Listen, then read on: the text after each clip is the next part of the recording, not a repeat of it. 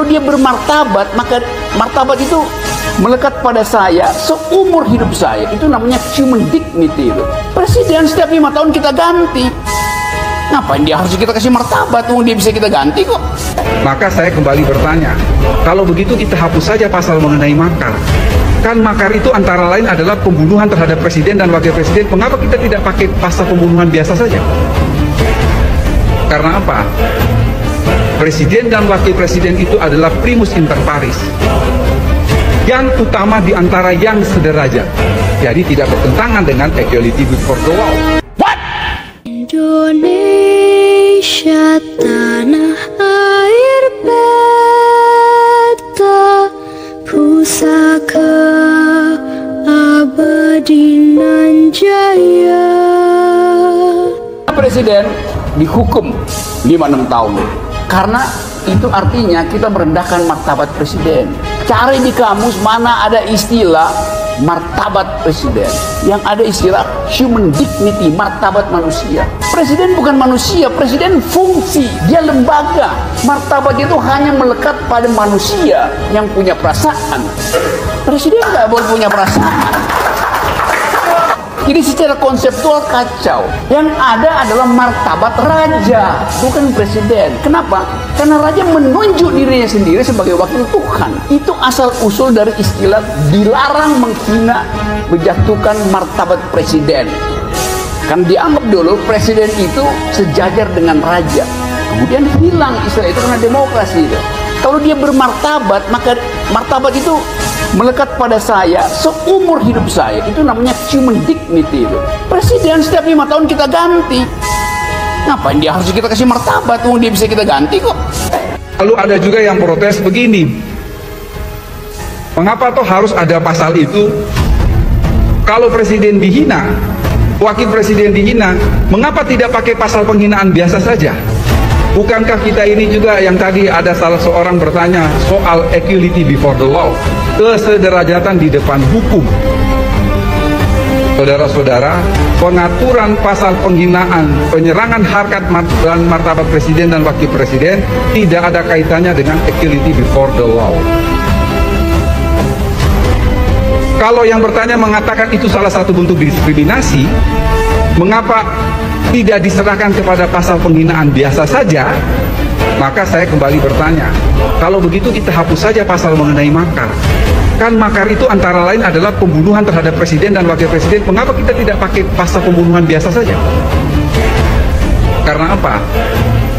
Presiden dan wakil presiden itu adalah primus inter pares, yang utama di antara yang sederajat.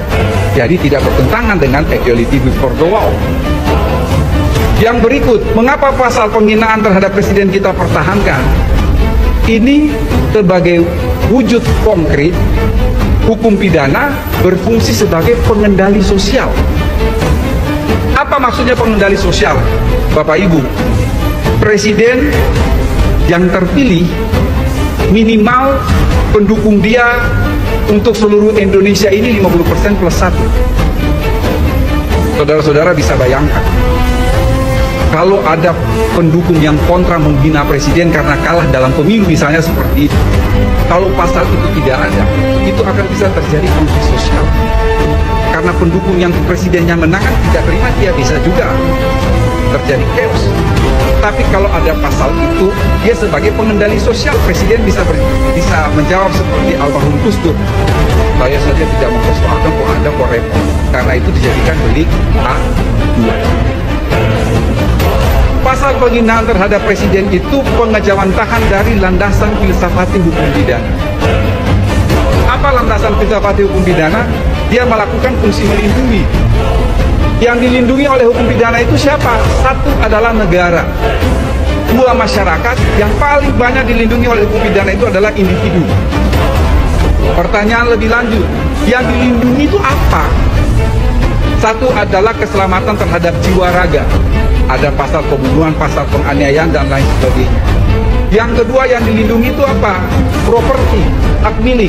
Ada pencurian, penggelapan, penipuan, dan lain sebagainya. Yang ketiga yang dilindungi apa? Dignity, martabat. Makanya ada pasal pencemaran nama baik. Jadi penyerangan harkat dan martabat presiden itu adalah fungsi melindungi hukum pidana yang berkaitan dengan harkat dan martabat pejabat negara. Dalam konteks presiden dan wakil presiden, dia adalah personifikasi bangsa Indonesia. Presiden dihukum 5-6 tahun karena itu artinya kita merendahkan martabat presiden. Cari di kamus mana ada istilah martabat presiden, yang ada istilah human dignity, martabat manusia. Presiden bukan manusia, presiden fungsi, dia lembaga. Martabat itu hanya melekat pada manusia yang punya perasaan. Presiden nggak boleh punya perasaan. Jadi secara konseptual kacau. Yang ada adalah martabat raja, bukan presiden. Kenapa? Karena raja menunjuk dirinya sendiri sebagai wakil Tuhan. Itu asal usul dari istilah dilarang menghina, menjatuhkan martabat presiden. Kan dianggap dulu presiden itu sejajar dengan raja. Kemudian hilang istilah itu karena demokrasi itu. Kalau dia bermartabat, maka martabat itu melekat pada saya seumur hidup saya. Itu namanya human dignity itu. Presiden setiap 5 tahun kita ganti. Ngapain dia harus kita kasih martabat? Dia bisa kita ganti kok. Lalu ada juga yang protes begini, mengapa toh harus ada pasal itu? Kalau presiden dihina, wakil presiden dihina, mengapa tidak pakai pasal penghinaan biasa saja? Bukankah kita ini juga yang tadi ada salah seorang bertanya soal equality before the law, kesederajatan di depan hukum. Saudara-saudara, pengaturan pasal penghinaan, penyerangan harkat dan martabat presiden dan wakil presiden tidak ada kaitannya dengan equality before the law. Kalau yang bertanya mengatakan itu salah satu bentuk diskriminasi, mengapa tidak diserahkan kepada pasal penghinaan biasa saja? Maka saya kembali bertanya, kalau begitu kita hapus saja pasal mengenai makar.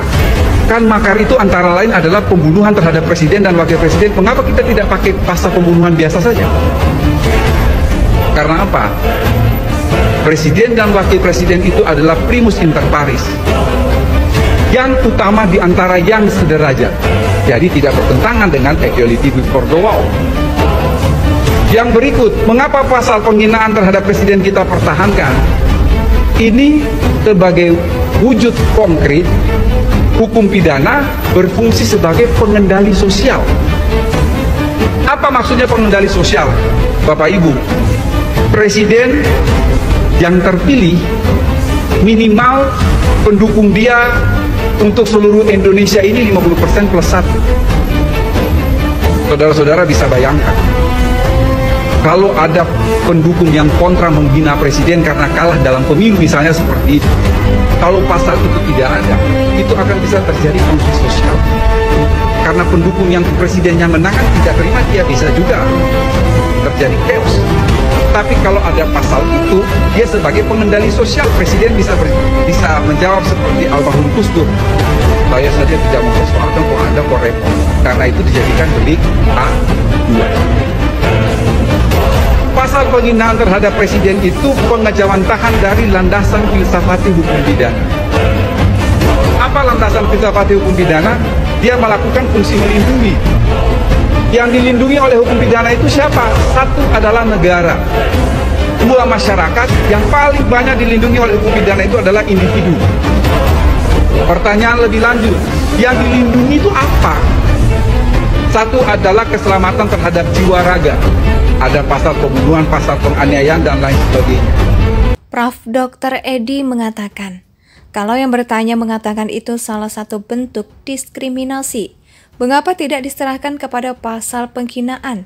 Biasa saja. Maka saya kembali bertanya, kalau begitu kita hapus saja pasal mengenai makar.